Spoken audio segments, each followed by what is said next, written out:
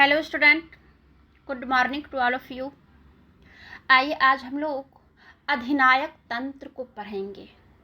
जानते हैं अधिनायक तंत्र का अर्थ क्या होता है और इसकी परिभाषा को जानेंगे। ये बेसिकली बीए पार्ट 1 के एग्ज़ाम में आता है अधिनायक तंत्र के बारे में, और इसके अलावे एमए में भी आता है, जो PG post graduate political science में आता है। और कुछ परिभाषा है जो कुछ विद्वानों द्वारा परिभाषा दी गई है या कथन है, तो इस प्रकार से प्रतियोगिता परीक्षा में भी आता है। तो आइए हम जानते हैं कि अधिनायक तंत्र क्या है। अधिनायक तंत्र साधारणतः अधिनायक अधिनायक तंत्र का अर्थ यहाँ पे तंत्र होगा। अधिनायक तंत्र का अर्थ उस शासन प्रणाली से है, किस शासन प्रणाली से, जिसमें शासन की समस्त सत्ता एक व्यक्ति के हाथों में निहित रहती है। इसे ही हम मोटे रूप से हम अधिनायक तंत्र कहते हैं कि उस शासन प्रणाली से है जिससे कि समस्त सत्ता, जिसमें शासन की समस्त सत्ता एक व्यक्ति के हाथों में निहित हो। यह सर्वोच्च व्यक्ति किसी के भी प्रति उत्तरदायी नहीं होता है। अधिनायक तंत्र की इसी विशेषता पर बल देते हुए फोर्ड ने अधिनायक तंत्र की परिभाषा कुछ इस प्रकार से दिए हैं कि राज्य अध्यक्ष द्वारा गैर कानूनी शक्ति प्राप्त करना अधिनायक तंत्र है।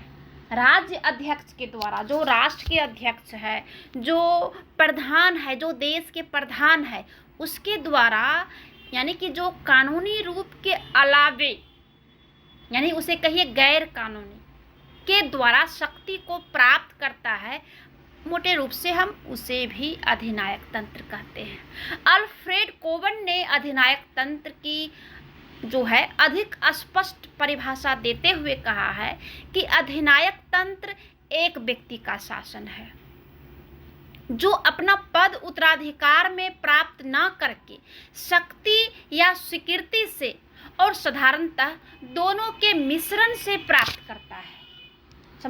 समझ गए?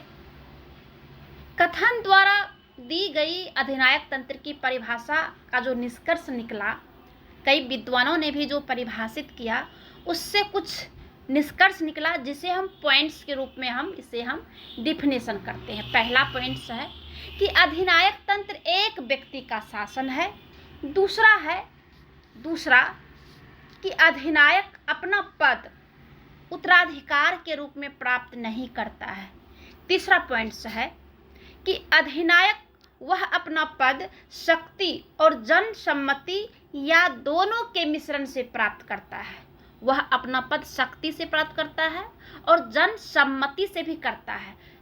इसके अलावे या अथवा कहिए कि दोनों के मिश्रण से भी प्राप्त करता है।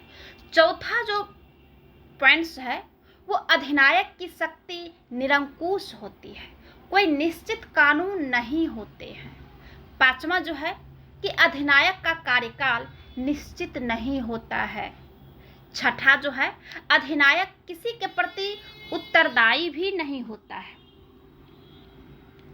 अगर हम उदाहरण के रूप में समझेंगे तो उत्तरी कोरिया में किम जोंग उन जो है इसी का प्रतीक है। कमोबेश चीन में भी इसी का प्रतीक है।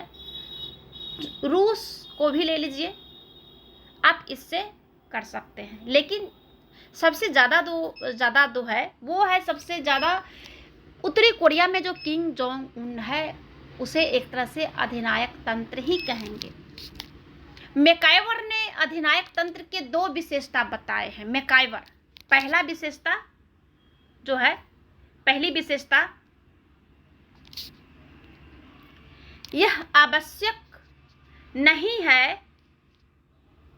कि अधिनायक परंपरागत संवैधानिक साधनों से ही प्राप्त करें। मैकाइवर ने इसकी 2 विशेषताएं बताए हैं, जिसमें कि पहला है कि यह आवश्यक नहीं है कि अधिनायक जो है परंपरागत संवैधानिक साधनों से ही प्राप्त करे। परंपरागत मीन्स जिसे करते आ रहे हैं पौराणिक काल में, या हमारे पीढ़ी जो है इसी प्रकार से शासन करते आ रहे हैं। ऐसा नहीं है, वह तो उन्हें स्वीकार अस्वीकार भी कर सकता है। दूसरा जो पॉइंट्स है ये है कि अधिनायक स्वयं के सत्ता में जो है बने रहने के औचित्य को सिद्ध करने के लिए नैतिक और परंपरागत मान्यताओं का सहारा नहीं लेता है।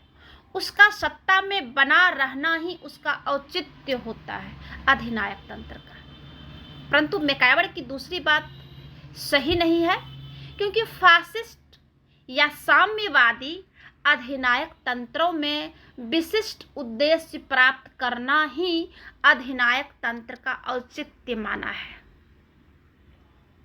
तो यहाँ पे इसकी आलोचना ही किया जाए आलोचक के रूप में, तो ये रहा अधिनायक तंत्र।